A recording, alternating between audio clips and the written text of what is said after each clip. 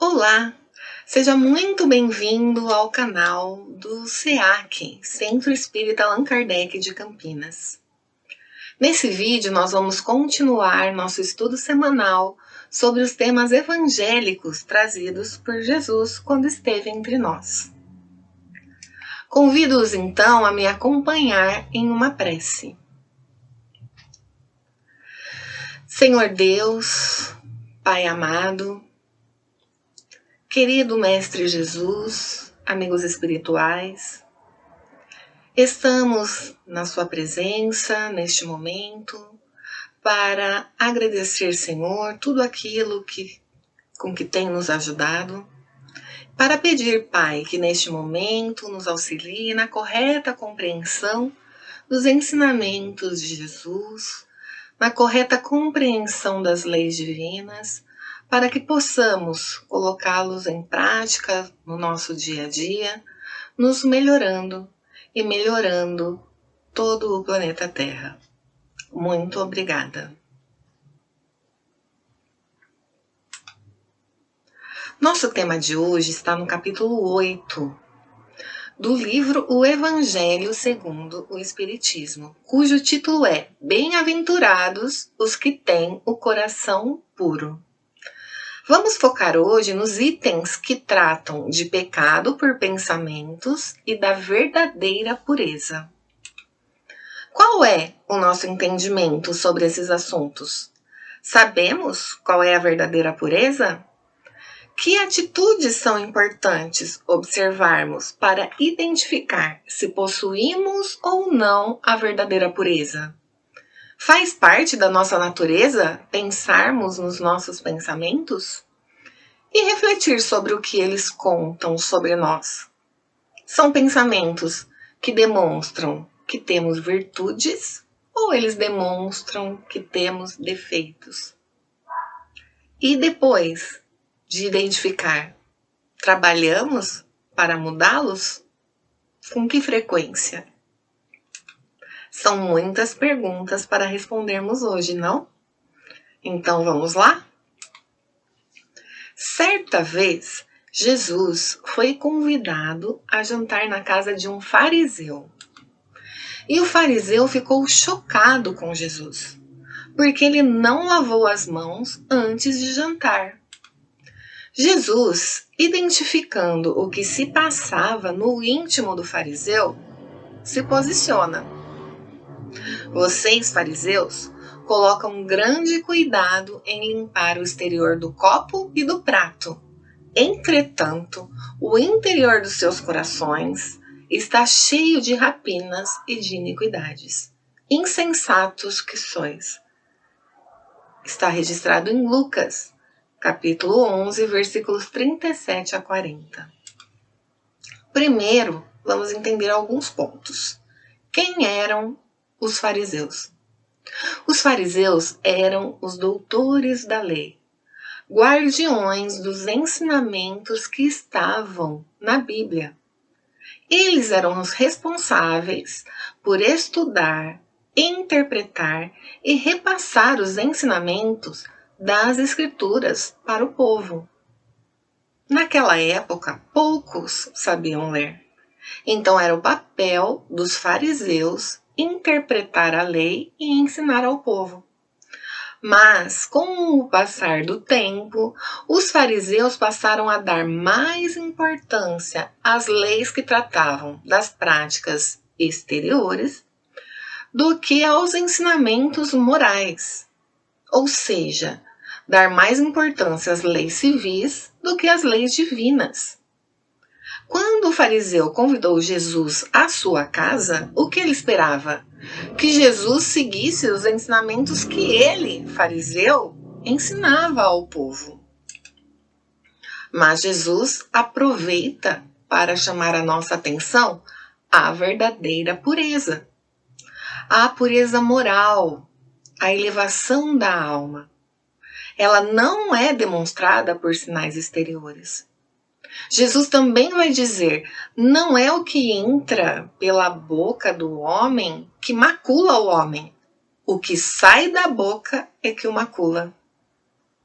O que entra pela nossa boca, se nos alimentarmos, por exemplo, com as mãos sujas, pode fazer mal sim ao nosso corpo físico, com certeza. Pode até levá-lo à morte? Sim. Mas o nosso corpo físico é temporário e ele não é a nossa essência. Mas e o que sai da nossa boca? O que sai da nossa boca demonstra exatamente o que se passa em nossos corações, em nossas mentes. Demonstra aquilo que nós somos. O que sai da nossa boca é força palpitante e vai propagar o bem ou o mal, conforme a natureza daquilo que emitirmos.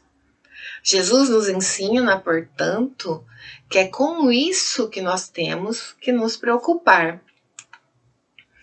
Reflitamos. Por que será que os ensinamentos bíblicos foram se deturpando? Quando nós encarnamos, nós passamos a perceber o mundo que nos rodeia através dos nossos 5 sentidos. E o que é mais fácil para nós percebermos? O que a pessoa faz ou o que a pessoa pensa, o seu íntimo? Claro que é o que a pessoa faz. É mais fácil, pois a gente pode ver, a gente pode ouvir. É mais fácil perceber e é mais fácil controlar. Então foi o que aconteceu com os judeus, com os fariseus. Com o passar do tempo, eles foram desprezando os verdadeiros mandamentos de Deus para se concentrarem nas práticas e nos regulamentos que os homens tinham instituído. E passaram, inclusive, a ser muito rígidos na observância desses regulamentos. Então, eles se iludiram e passaram também a se considerar quites com Deus apenas por executarem essas práticas. Enquanto eles se conservavam internamente exatamente como eram, eles interpretaram a lei de forma que Deus não exigia mais do que isso, que se cumprissem os rituais externos. Por exemplo, o lavar das mãos, fazer a circuncisão, não trabalhar aos sábados. Justamente porque é mais fácil observar, é mais fácil praticar do que se reformar moralmente. Com certeza é mais fácil lavar as mãos do que tirar o mal do nosso coração. E eles foram se convencendo e convencendo ao povo de que isso era suficiente. Jesus veio então mostrar que não. Mas será que isso aconteceu apenas com os judeus? Jesus veio, mostrou que não era isso, mas o próprio cristianismo passou por isso. Com a manipulação dos homens nas religiões também cristãs, os principais ensinamentos morais de Jesus também ficaram para segundo plano. Hoje, muitos cristãos, a exemplo dos judeus, consideram mais garantida a salvação por meio de práticas exteriores do que pelas práticas da moral. E a essas adições feitas pelos homens, que a lei de Deus, que Jesus faz referência quando diz: arrancada será toda planta que meu Pai Celestial não plantou. Precisamos tomar cuidado com o ambiente em que vivemos, com a cultura, com o que nos ensinam, e usar o bom senso para avaliar o que fazemos, mesmo que seja o que está sendo ensinado pela sociedade ou pela religião. Nós podemos achar normal algum comportamento que é praticado, podemos achar adequado, mas precisamos estar sempre conscientes e pensar no que fazemos. Os costumes mudam, pois as sociedades ainda estão evoluindo, mas as leis divinas são imutáveis, já que são perfeitas. O objetivo da religião qual é? É conduzir o homem a Deus. Ora, como que o homem chega a Deus? Tornando-se perfeito, o mais perfeito, claro, que o homem consegue ser. Então, toda religião que não torna melhor o homem não alcança seu objetivo. E então não serve de nada uma religião que vai apoiar sua crença na eficácia dos sinais exteriores, pois não está tornando o homem perfeito. Muitas vezes eles não mudam nada internamente e não impedem, inclusive, que se cometam adultérios, preconceitos, ofensas, agressões, que se levantem calúnias, que causem danos ao próximo, seja no que for. Então não basta ter a aparência de pureza. Acima de tudo, é preciso ter a pureza do coração. A verdadeira religião não incita o mal de forma alguma. Toda religião em que o homem o julgue poder se apoiar para fazer o mal é falsa ou está falseada em seu princípio. Toda religião que permite que se crie o ódio contra pessoas, contra qualquer tipo de grupo, vai criar supersticiosos, fanáticos, hipócritas e não homens de bem. Qualquer religião que incita preconceito contra outra religião também não está fazendo bem. Está causando discórdia, a raiva, o mal. Jesus, quando veio entre nós, nos ensinou o quê? A tolerância, a caridade, o perdão e o amor. Jesus também disse: aprendeste que foi dito aos antigos, não cometereis adultério. Eu, porém, vos digo que aquele que houver olhado uma mulher com mau desejo para com ela, já em seu coração cometeu adultério com ela.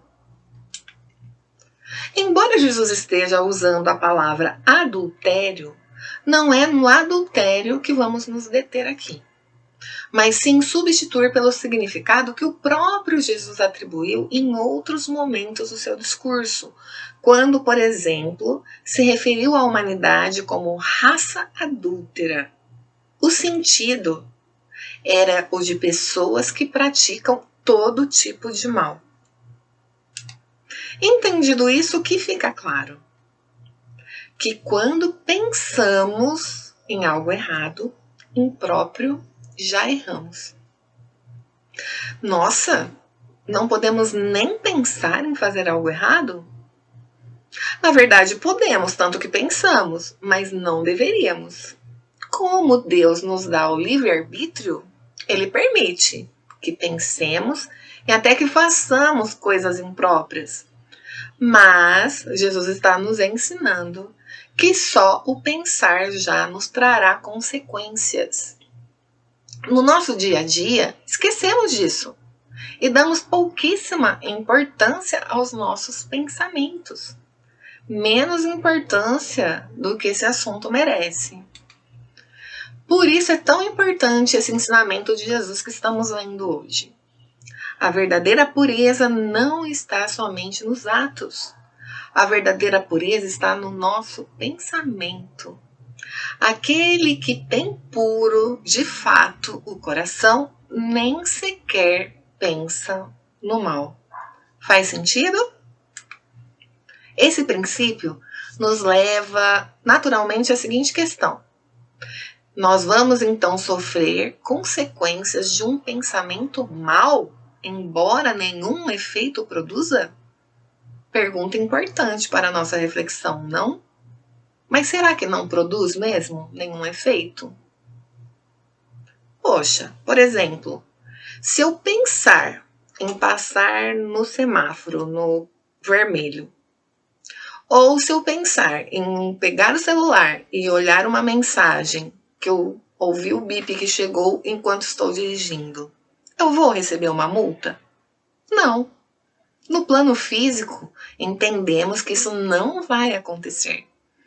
Mas Jesus nos afirma nessa frase que pelo pensamento já pecamos. Então como que funciona?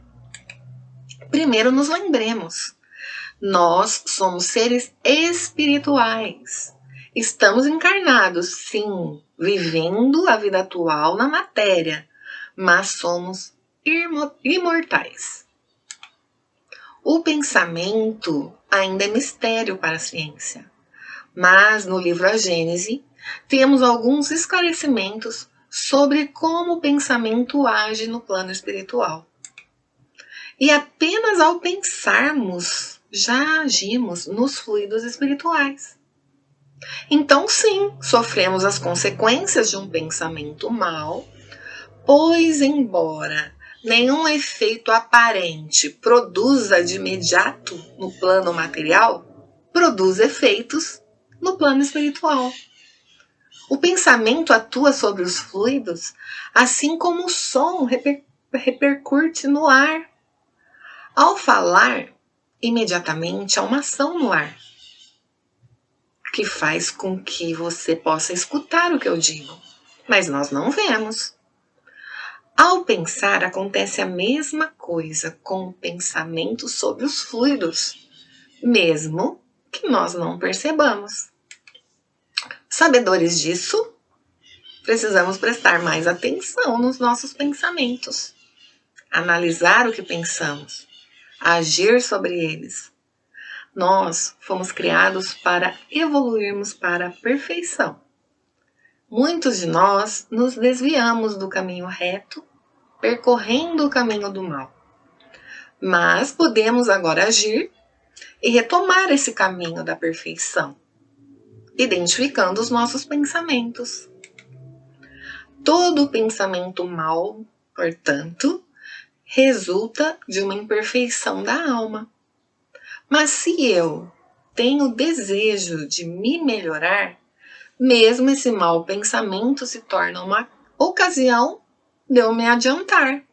Se eu atuar sobre ele, se eu repelir com energia, não cedendo ao mau desejo. Se a pessoa ainda está no mal, ela tenta praticar o pensamento da forma que veio. Se não consegue, muitas vezes é simplesmente porque não deu certo, houve algum impedimento. Nesse caso é o que Jesus está nos ensinando. Ela é tão culpada quanto seria se tivesse praticado o ato, pois o seu pensamento, o seu desejo era de executar aquela ação. Mas, ao reconhecer esses pensamentos, se tomamos consciência deles e queremos mudar, nos melhorar, já estamos tendo um progresso. Então, enquanto existe o mal na plenitude da sua força, ao pensarmos o mal, nos identificamos com ele e queremos praticá-lo. Nesse caso, há muito trabalho ainda a ser feito. Mas se temos os pensamentos maus e já o repelimos, já há um progresso realizado, já estamos no caminho. E se nem pensamos o mal? Aí sim, aí o progresso já está realizado.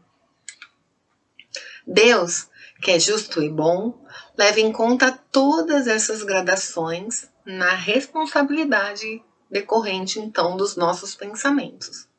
Por isso, a consequência dos nossos pensamentos é individual, levando em consideração todos esses fatores. Fica claro, portanto, que para saber se o nosso coração é puro, temos que conhecer o nosso pensamento. Os ensinamentos de Jesus são práticos. Precisamos, então, colocá-los em ação no nosso dia a dia imediatamente.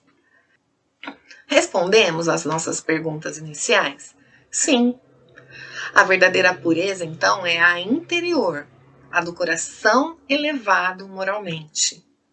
E para sabermos se o nosso coração é puro ou não, basta nos observar nossos atos, nossas palavras e, principalmente, nossos pensamentos. Pensarmos sobre nossos pensamentos é importante. Podemos nos dedicar um pouco mais a isso. Eles vão nos mostrar quem verdadeiramente somos, se já temos virtudes ou se temos defeitos para corrigir. Que possamos sempre nos lembrar que nós somos responsáveis pelos nossos pensamentos e que temos a capacidade de diferenciar o que é bem e o que é mal. E diferenciando, agir sobre eles de forma que nós nos melhoremos sempre, um pouquinho por dia. Deus nos auxilia nessa jornada, nós não estamos sozinhos. Muito bem, agora então vou convidar a todos vocês para que façamos uma pequena vibração, para que possamos, além de receber a ajuda que precisamos, também nos doar, praticando então a caridade. Convido os que fechem seus olhos. Agradecemos, Senhor, a oportunidade que temos de entender um pouco mais sobre os nossos pensamentos e agora aplicando a nossa energia, a nossa vontade sobre os nossos pensamentos. Vibramos inicialmente pelos nossos familiares, primeiro com aqueles que conosco convivem diariamente sobre o mesmo teto, para que haja cada vez mais respeito, harmonia, crescimento, tolerância, amizade e amor.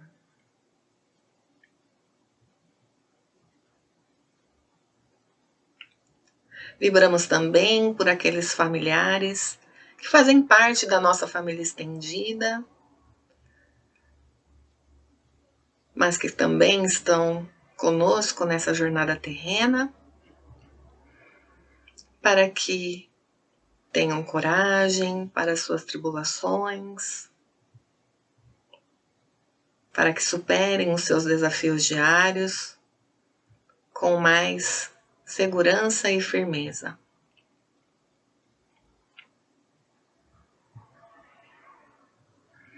Vibramos também, Senhor, por alguém em especial que sabemos estar passando por grandes dificuldades, sejam elas físicas, morais, espirituais.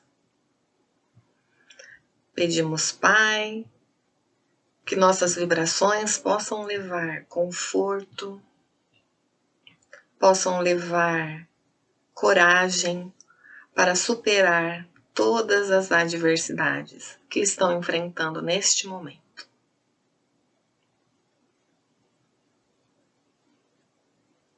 Agradecemos, Senhor, a oportunidade que temos de mais uma vez estudarmos um pouco daquilo que Jesus veio e nos ensinou.